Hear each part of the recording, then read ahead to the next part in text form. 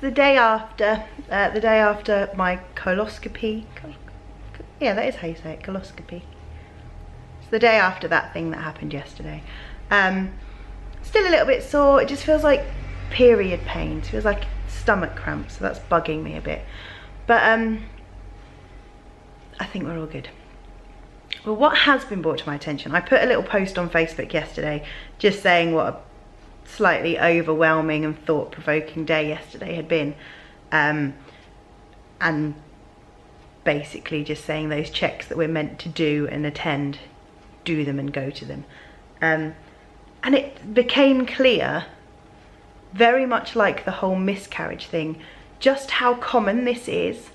I mean, I had 7 or 8 people comment or send me messages saying, I had something similar a few years ago, I've had a loop extraction, I've had this, I've had that, I had a scare. And it's something that, again, isn't spoken about enough. Because God knows I've put off going to smear tests before and don't check my boobs as regularly as I should and things like that.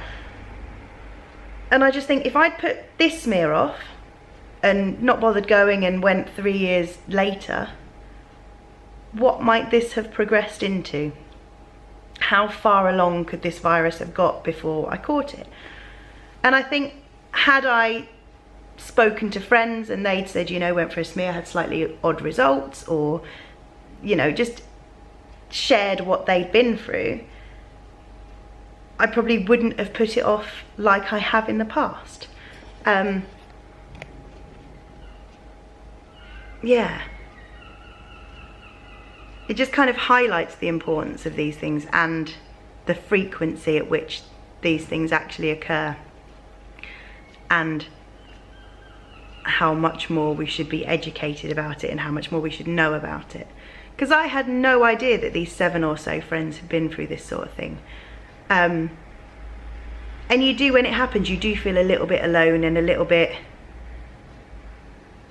not insecure, but just, yeah, alone is probably the best word. Whereas actually, if I'd gone in, got those results and knew that there were 7 or 8 people that I could get in touch with and go, this has happened to me, can you tell me a bit more about what happened to you? It probably would have been easier and saved me a lot of worry. So we need to talk more. Why don't we talk more? But yeah, that's about all I've got to say on it, really. Like I say, it's just a case of waiting for results now and seeing what it was and ensuring that it's all gone. What an interesting week, eh?